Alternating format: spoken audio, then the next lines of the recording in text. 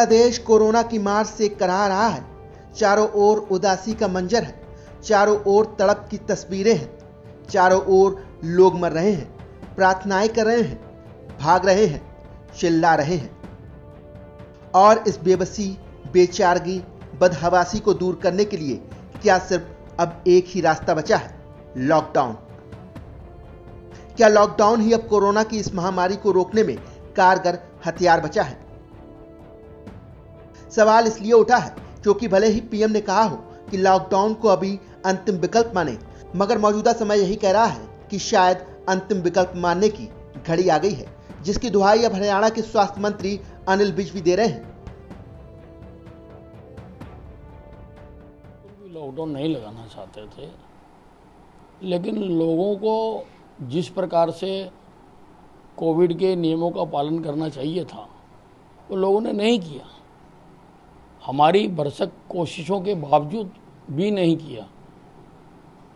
उससे कोरोना के केसेस बहुत बढ़ गए, तो इसलिए हमें अब कोई चारा नहीं बचा था।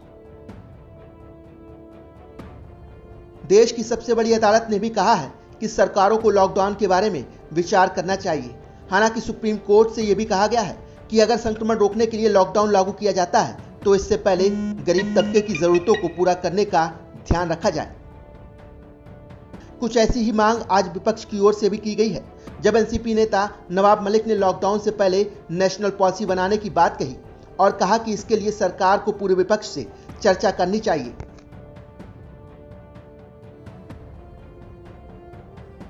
कि न्यायालय जो फैसला करेगा करेगा, लेकिन मोदी जी देश में हेल्थ इमरजेंसी लागू करें और देश के सभी विपक्षी पार्टियों को बुलाएं, बैठें और कोई एक रणनीति के तहत इस संकट से लड़ा जाए।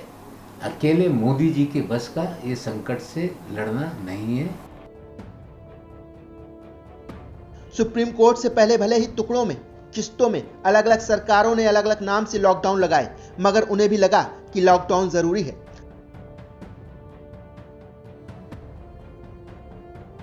सबसे पहले लॉकडाउन वाली इस पहल की शुरुआत महाराष्ट्र में हुई, जो कोरोना संकट से सबसे ज्यादा जूझ रहा है। बड़ी बात यह है कि महाराष्ट्र में इस आंशिक लॉकडाउन का असर भी दिखा और यहां कोरोना के मरीज कम हो रहे हैं।